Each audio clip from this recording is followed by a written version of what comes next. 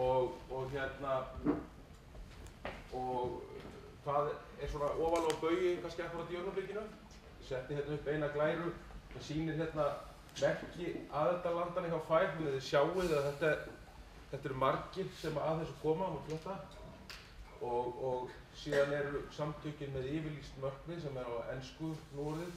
Five is bringing people together and their passion for the Icelandic cause. Þetta eru býsta svona ljóðræn og háleit markmið sem að þarna á ferðinni, en menn eiga það sameiginlegt að deila ástríðinni íslenska hestinn og Five er vettvangurinn til þess að hreyfa þá ástríðu til jákvæðra verka. En hvað er Five? Þetta eru alþjóðasamtök eins og þið þekkið. Það eru 18 aðildarlönd í augnablikinu. Það er eitt aðildarlandi með svona aukaaðild, Nýja-Sjáland. Og það er mjög gaman með bakkar aðeins í verðasýningu merki Nýja-Sjálendinganna.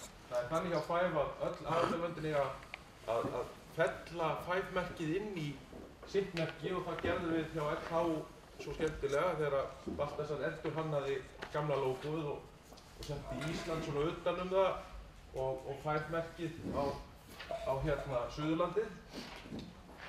En þeir hjá hestafélaginu á Nýja-Sjálandi eru með kívífuglinn og eru búin að búa til merki með því að setja gogg á Five-merkinu fætur og úr verður prófílmynd af þeirra þjóðarfugli sem kívífuglinn. Þetta svolítið sniðugt. Mun laglegra merki heldur til dæmis hjá Þjóðverjunum sem þykir afskaplega ljótt merki. Og þeir hafa ekki farið að tilmælunum og sett Five-merkið inn í sitt merki. En þetta var útúrdúr. Ræturnar liggja í frumkvæði Gunnars Bjarnasonar þegar að Five sett á laggirnar 1969 og þá eru 5 aðildarlönd, en þau eru þó orðin 18. Og markmiðið, eins og ég sagði áðan, er að sameina alla eigendur og áhugamenn íslenska hestinn og menn vinna sameiginlega að hagsmunum hestsins og íþróttarinnar. Á árinu 2011 voru rétt tæplega 60.000 félagar í Íslandshestafélögum og þar var Þýskaland stærst með 23.000 félagar eða þar bil. Ísland kemur næst á eftir með 11.500 félaga og svo eru Danirnir í 3. sæti með 7.800. Þannig þið sjáið að það eru mjög margir sem taka þátt í þessu starfi sem að við Íslendingar höfum lagt grunninn að. Nú, það er líka athyglisvert að skoða yfirleitt fjölda hrossa. Á árinu 2011 voru 240.000 íslensk hross skráð í heiminum. Þar af eru 80.000 á Íslandi. Þannig þið sjáið að það er svo fjarri að við séum með öll hrossin hér á Íslandi. Þjóðverjarnir eru með 65.000 hesta og það eru sirka 30.000 í Svíþjóð og Danmörku. Ég skal bara fletta út úr komin í rík. En það er líka áhugavert að skoða það hversu umfangsmikill íslandshestabransinn í hverju þessara landa. Það gefur náttúrulega auga leið að það er engin önnur hestakyn á Íslandi, þannig að það er 100% skor á Íslandi í íslenskum hestum. Norðmenn eru næstir á eftir okkur með 18% af heildarhrossafjöldanum sem íslenska hesta. Danir eru með 14% af heildarfjöldanum í íslenskum hrossum, Svíar 11%, Þjóðverjar ekki nema með 6%. Þannig að sjáum hvað er gífurlega mikið magn af hestum í Þýskalandi. Í Austurríki, Finnlandi og Sviss er þetta 3%. Þetta læra sig tók úr gamalli kynningu hjá Five. Þannig að þetta hefur afsakað það að þetta sé á ensku þessi nöfn. Hollendingar, þetta er orðið lítið 2% og önnur lönd eru með minna en 1%. Þannig að við erum því miður ekki enn nafli alheimsins í hestamennskunni en engu að síður og þá erum við fyrir það mikil og jafnvel fyrir það mikil umfram hestafjölda í sumum af þessu löndum. Aðeins áfram það hvað Five stendur fyrir. Þessi samtök gilda ákveðin lög sem voru upphaflega sett þarna 1969 og fóru þá að svissneskum lögum og starfið innan samtakanna er grundvallað á þessum lögum. Og á grundvelli þeirra hafa svo verið settar alls konar reglur keppni og ræktun og almenna hegðan og æðsta valdið er í málum samtaka í höndum þingsins sem haldið á hverju ári og næsta þing er í Strasbourg í Frakklandi núna í febrúar og þar eru ákvarðanir teknar breytingar á lögum og lögum og reglugerðum. Atkvæði landanna fer eftir því hvað eru stór. Ísland er með fullt hús atkvæða og Þýskaland sömuleiðis ekki rétt. Og þarna eru teknar ákvarðanir ræktunarreglurnar og keppnisreglurnar eftir að nefndirnar hafa fjallað þessar reglur allar. Og það vill þannig til að núna helgina voru nefndafundir hjá Five haldnir í Malmö og þar var fríður flokkur Íslendinga undir stjórn Sigurðar Sæmundssonar sem var alveg örugglega aldursforsetinn í 5 árum talið á þeim fundi, maður með gríðarlega reynslu og ómetanlegt að hafa þarna til þess að leiða þennan íslenska hóp. Það kosið í nefndir og það eru starfandi fastar nefndir sem fjalla málaflokka eins og ræktunarmálin, ræktunarnefnd 5 sem ræktunarleiðtoginn stýrir. Hún fjallar málefni hrossaræktarinnar. Það er keppnisnefnd, það er æskulýðsnefnd, menntanefnd og svo, ég var að reyna að finna þokkalegt íslenskt orð fyrir leisure writing en ég kallaði það bara útreðar. Það er bara útreðar í hinum víðasta skilningi. Og þarna eru menn kjörnir inn til 2 ára í senn og þurfa að sæta endurkjöri bæði í nefndunum og í stjórn 5. En stjórnin sett saman núna af 7 manns. Það er forseti og varaforseti og síðan leiðtogar þessara nefnda. Regluverkin hjá 5. Það hefur verið svokölluð task force að störfum núna í 2 ár eða jafnvel 3 og þar er mikið einvala lið. Sigbjörn Björnsson á Lundum er íslenski maðurinn sem vinnur með þessari nefnd og það er verið að endurskoða bæði lög 5 og svo þessar reglur FÍRO sem eru svona almennar reglur eins og við þekki, FÍTSO sem eru ræktunarreglurnar og FÍPO-reglurnar sem eru keppnisreglurnar. Og það sem bar kannski hæst af því sem var verið að vinna á fundinum í Malmö helgina var skilgreining gangtegunda sem er svona grundvöllurinn af þessu öllu. Menn hafi ekki náð saman sameiginlega skilgreiningu á gangtegundunum í FÍPO-num annars vegar, FÍTSO-reglunum hins vegar og svo í gæðingakeppninni. Það er svona mismunandi áherslur í þessu og nú er verið að vinna í þessu. Íslendingar buðustu þess á síðasta þingi í fyrra að taka að sér að skilgreina tölt og skeið. Svo náttúrulega erum við bara komið með allan pakkan núna. En þessi gangtegund og skilgreining á að verða grundvöllurinn að því sem á eftir kemur í dómum í öllu flokkum.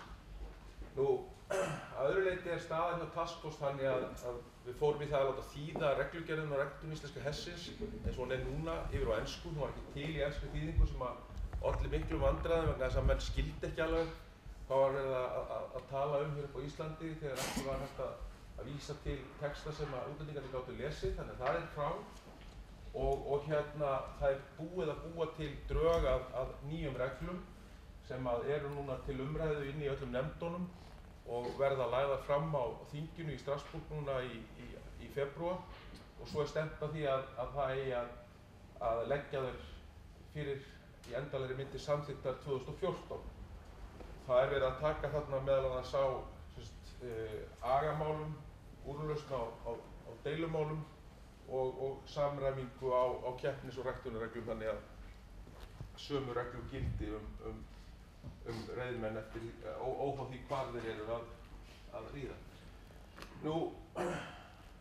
Með nokkra glærur örfáar þessa gangtegundaskilgreiningarvinnu. Hún er mjög spennandi og ég er ánægður að við skildum ná tökum á þessu.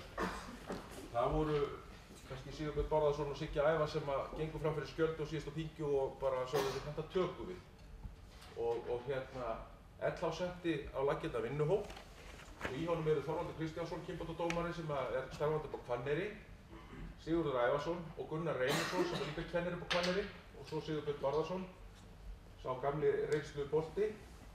Síðan vinnur hún Karen Rasmussen svona á hliðarlínunni. Hún fer fyrir þessari taskforce nefnd. Svo tók ég það að mér að vera með pískinn hérna heima á Íslandi og sjá til þess að þeir skili þessir ágætu menn sinni góðu vinnu. Þannig að lýsa gangtegundunum, þar að segja að lýsa þeim bæði tæknilega, fótaröðum og svo hvernig form á að vera á hestinum, hver virknir á að vera á gangtegundunum, hvert frávikið og síðan gert ráð fyrir því að það verður bæði teikningar, myndir og hreyfimyndir með þessu, því að nú hefur orðið svakalega flott efni á hágæðaformi sem hægt að nota í þessari skilgreiningarvinnu. Það meira að segja búið að fara ofan í það hversu lengi hver fótur snertir jörð og hvenær hestur hættur að vera tölti af því að hann stendur ekki nógu lengi í fótinn og hvenær hann komið niður í brotthart, hvenær hann komið niður í skita. Þegar þetta búið, þá á að skilgreina eða hvern hraða fyrir sig og stilla þetta saman við þær skilgreiningar sem eru þekktar á grunngangtegundunum hjá stórhestunum, þannig að stórhestamaður hann skilji hvað verið er að fara, þess ekki verið að nota einhver allt önnur orð sem þýði eitthvað annað í grunngangtegundunum þegar við erum að tala okkar hest. Og síðan að lokum þurfti þá að endurskoða leiðarana til þess að samræma á þessu. Þannig að þetta heilmikil vinna, en hún komin á stað og það vel á stað. Aðeins bara til þess að sýna ykkur, það er smá dæmi mismunandi skilgreiningar. Stórhesta skilgreiningarnar eru frá FEI og þar er til dæmis sagt að Þetis sé 14 gangtegund. En í keppnisreglunum okkar sjáum við enga ástæðu til þess að taka það fram að Þetis sé 14.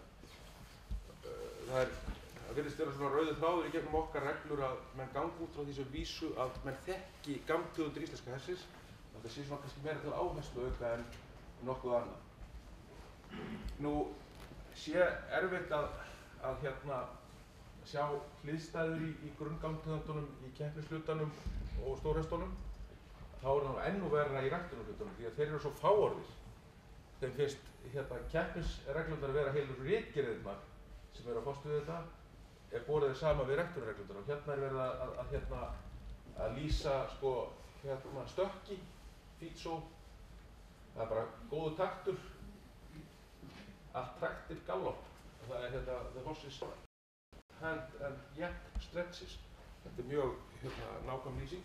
En það eru lýsingar mjög nákvæmar hjá FEI á grunngangtegundunum og yfir þetta munu þeir fara og aðlaga að okkar ræktunarreglunum verður ekki breytt nema í samkomulagi á milli FEI og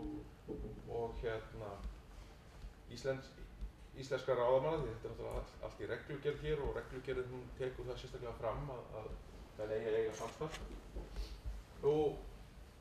Það eru að undirbúa heimsmeistaramótið í Berlín nú þegar, þó nokkuð mikið. Það er allt á fullu í FEI-megin í að tryggja það að Þjóðverjarnir skili hverjum áfanga á réttum tíma og þeir séu að uppfylla samningi sem við voru gerðir. Það er búið að setja af stað samstarf á meðal Norðurlandanna til þess að halda heimsmeistaramótið í Herning 2015 og FEI fylgist að sjálfsögðu með því líka.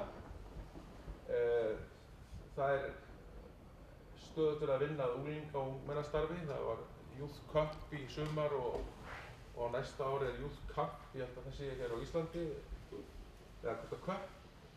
Það var að tala um að við tókum Cupinn 2014. 2014, já, á Hólum.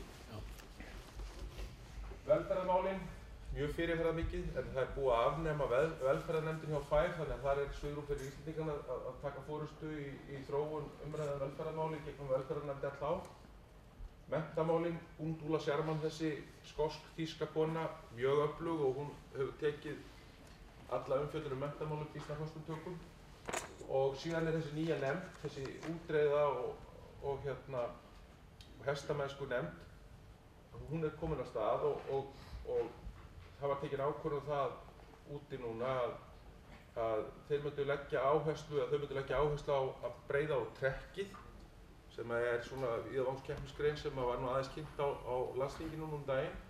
Og þá var ákveðið að reyna að stuðla frekar að því að þeir sem eru í íslandshestafélögum og hafa áhuga á að taka þátt í trekkkeppnum skrái sig í trekkkeppnir hjá hestafélögum eða hestamannafélögum í löndunum og noti þá keppnisformið, dómarana, þjálfarana og allt sem búið að búa til þess að taka þátt.